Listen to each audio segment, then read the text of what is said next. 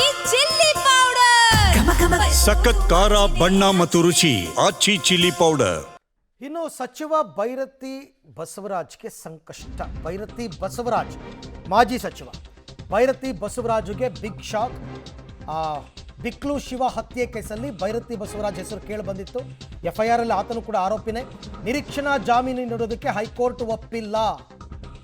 Coca ಕಾಯ್ದೆ ಅನ್ವಯ ಆಗಲ್ಲ ಅಂತ ಆದೇಶವನ್ನು ಕೋರ್ಟ್ ನೀಡಿದೆ.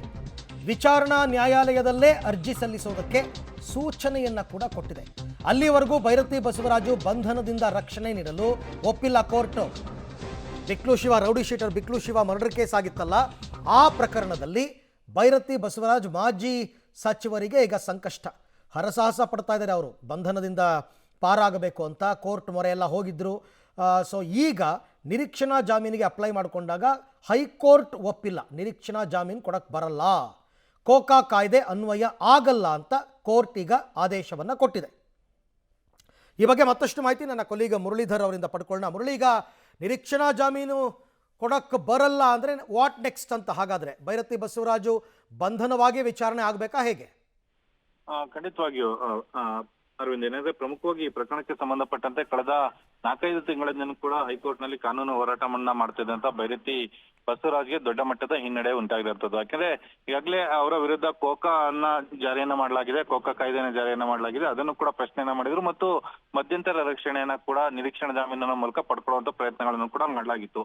ಸುದೀರ್ಘವಾದ ವಾದ ಪ್ರತಿವಾದವನ್ನು ಆಲಿಸಿದಂತ ನ್ಯಾಯಾಲಯ ಕೋಕಾವನ್ನ ಇನ್ವೋಕ್ ಮಾಡಿರುವಂತ ಕ್ರಮ ಏನಿತ್ತು ಆ ಕ್ರಮ ಸರಿ ಇದೆ ಅನ್ನೋದ್ರ ಬಗ್ಗೆ ಒಂದು ವಿಚಾರ, ಜೊತೆಗೆ ನಿರೀಕ್ಷಣಾ ಜಾಮೀನನ್ನ ಕೊಡ್ಲಿಕ್ಕೆ ಸಾಧ್ಯ ಇಲ್ಲ, ಇನ್ನು ಕೆಳ ಹಂತದ ನ್ಯಾಯಾಲಯದಲ್ಲಿ ಏನು ಪ್ರಕ್ರಿಯೆಗಳಿದೆ ಆ ಪ್ರಕ್ರಿಯೆಗಳನ್ನ ಮಾಡ್ಬೇಕು ಅಂತ ಹೇಳಿ ಒಂದು ಹೇಳಿದ್ದಾರೆ. ಜೊತೆಗೆ ಇನ್ನೊಂದು ಆದೇಶದಲ್ಲಿ ಒಂದು ಸಣ್ಣ ರಿಲ್ಯಾಕ್ಸೇಷನ್ ಏನಂದ್ರೆ ಕೆಳ ಹಂತದ ನ್ಯಾಯಾಲಯ ನಿರೀಕ್ಷಣಾ ಜಾಮೀನನ್ನ ಇತ್ಯರ್ಥ ಮಾಡ್ಕೋ ತನಕ ಕೂಡ ಒಂದಷ್ಟು ಬಂಧನದಿಂದ ರಕ್ಷಣೆಯನ್ನ ಕೊಡಬಹುದು ಅನ್ನೋದ್ರ ಬಗ್ಗೆನೂ ಕೂಡ ತಮ್ಮ ಆದೇಶದ ಪ್ರತಿಯಲ್ಲಿ ಉಲ್ಲೇಖವನ್ನ ಮಾಡಿರುವಂತದ್ದು.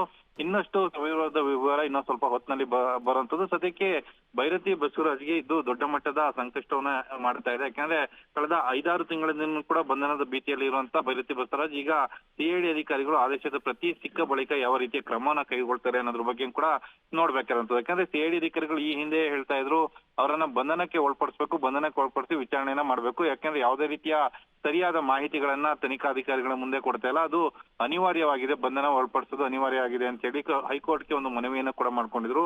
ಆ ಹಿನ್ನೆಲೆಯಲ್ಲಿ ಮುಂದಿನ ಕ್ರಮಗಳನ್ನ CID ಅಧಿಕಾರಿಗಳು ಯಾವ ರೀತಿಯಲ್ಲಿ ಮಾಡ್ತಾರೆ ಅನ್ನೋದ್ರ ಬಗ್ಗೆ ಕಾದ್ ನೋಡ್ಬೇಕಾದಂತದ್ದು.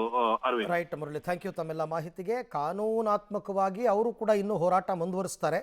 ಬಟ್ ಅಷ್ಟರಲ್ಲಿ CID ಅಧಿಕಾರಿಗಳು ಈಗ ಏನು ಸ್ಟೆಪ್ಸ್ ತಗೋತಾರೆ ಅಂತಕ್ಕಂಥದ್ದನ್ನು ಕಾದು ನೋಡಬೇಕು.